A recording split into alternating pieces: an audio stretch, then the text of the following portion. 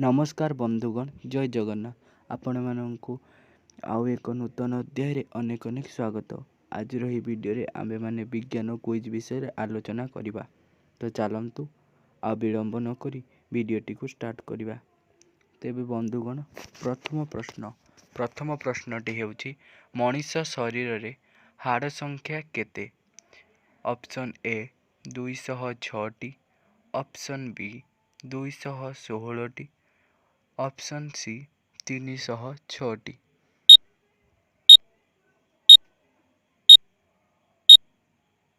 तेबे एहार सठिक उत्तरटी हेउची 206 टी।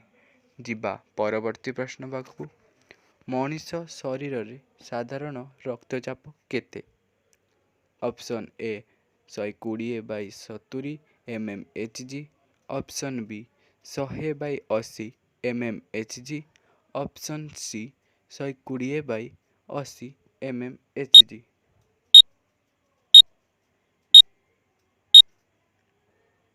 तेबे एहार सठिक उत्तरटी होची 120/80 mmHg। जिबा परवर्ती प्रश्न पाखु। मनुष्य शरीर रे मांसपेशी संख्या केते? ऑप्शन ए टी होची 650 टी, ऑप्शन बी हेउची 619 टी, ऑप्शन सी हेउची 639 टी। तेबे एहार सठिक उत्तरटी हेउची 639 टी। जिबा परवर्ती प्रश्न पाखु। आम रक्त रे पीएच रो मात्रा केते? ऑप्शन ए हेउची 6.9 पीएच, ऑप्शन बी हेउची 7.4 पीएच, ऑप्शन सी हेउची 7.2 पीएच।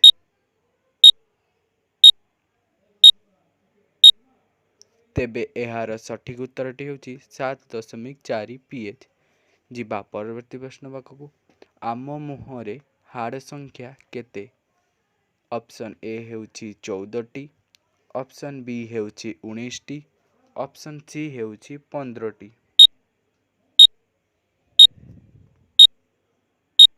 तेबे एहार सठिक उत्तरटी हेउची ऑप्शन ए 14 टी। जिबा परवर्ती प्रश्न पाखु। आम छातीर हाड़ संख्या केते?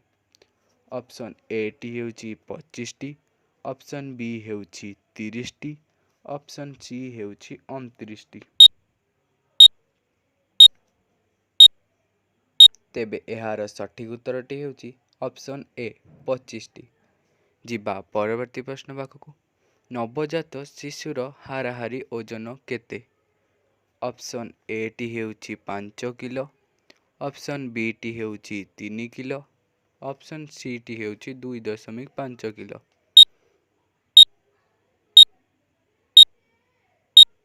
तेबे एहार सठिक उत्तरटी हेउची ऑप्शन बी 3 किलो। जिबा परवर्ती प्रश्न पाखु। आम खपुरी रे हाड़ संख्या केते? ऑप्शन ए टी हेउची 25 टी, ऑप्शन बी हेउची 29 टी, ऑप्शन सी हेउची 22 टी।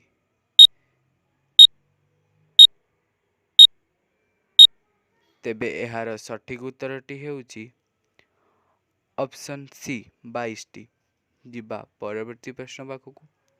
आम शरीर साधारण तापमात्रा केते?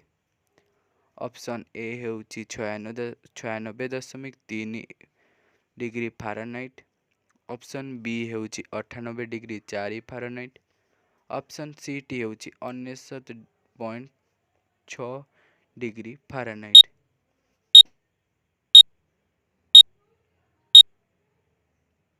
तेबे एहार सठिक उत्तरटी हेउची ऑप्शन बी 98.4 डिग्री फारेनहाइट। जिबा परवर्ती प्रश्न पाखु। नवजात शिशु शरीर रे केते खंड हाड़ थाए? ऑप्शन ए टी हेउची 300 खंड, ऑप्शन बी टी हेउची 306 खंड, ऑप्शन सी हेउची 317 खंड।